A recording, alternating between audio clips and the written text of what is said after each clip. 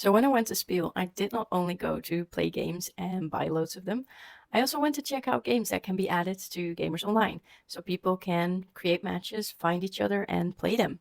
And here are some games that I think will be trending on Gamers.Online because people want to play them. First game we have is Undergrove. So in Undergrove, you try to build a forest together with your mushrooms, and things have to interconnect and interweave. And everything about this game looks gorgeous, and it has such a presence. We saw it at Spiel and it looked beautiful. And I think there are a lot of ways to create your forest and have all of these interlocking mechanisms. So I think people will really enjoy playing this. We go. We're right away in it. Yeah. Single drum. Go for it. Next we have SETI, the first game I bought this year at Spiel, and this is about your search for extraterrestrial intelligence. And it has a beautiful game board with rotating circles as you search for aliens, and you go out of your way to discover intelligence, to collect data points, and to connect with aliens. And this is just a great looking game.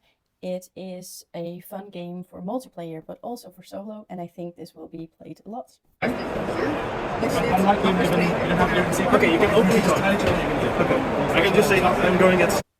Next up is Unconscious Mind. And this is not officially an Essen release because it's a Kickstarter that arrived just at the same time as Essen.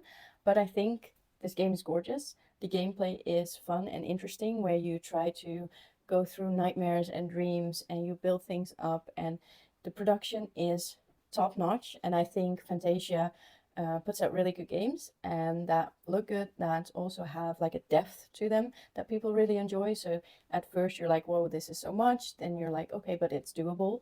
And then you're like, okay, can I find all of the underlying strategy? So I think this is a game that will really be played for a longer time after the hype. And just a great looking game and a great interesting game about an interesting theme as well. So I think that will connect to people. And then we have Minos, where you are trying to become the leader of this ancient, mysterious civilization. And it's a real Euro. You're going up tracks, you're collecting things, you're trying to be the best leader in all of these different aspects.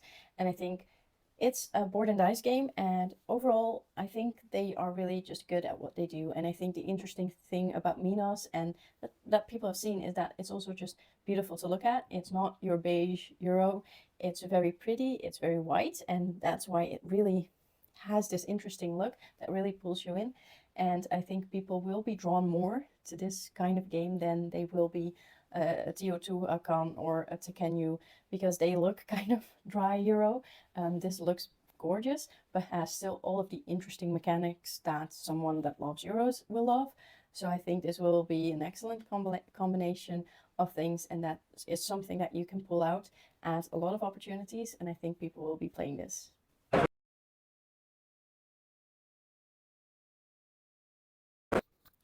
So of course there are a lot more games that looks interesting, that were fun to play. Definitely can recommend the Gloomhaven RPG, but there were also a lot of games that we didn't get to check out or that we didn't get to play. So this list is just a short list, but it's a few of the games that I thought were interesting, that I think people will like to play, and games that I think will stand the test of this initial Spiel hype. So these are my picks, and I would be very interesting to hear yours. Bye.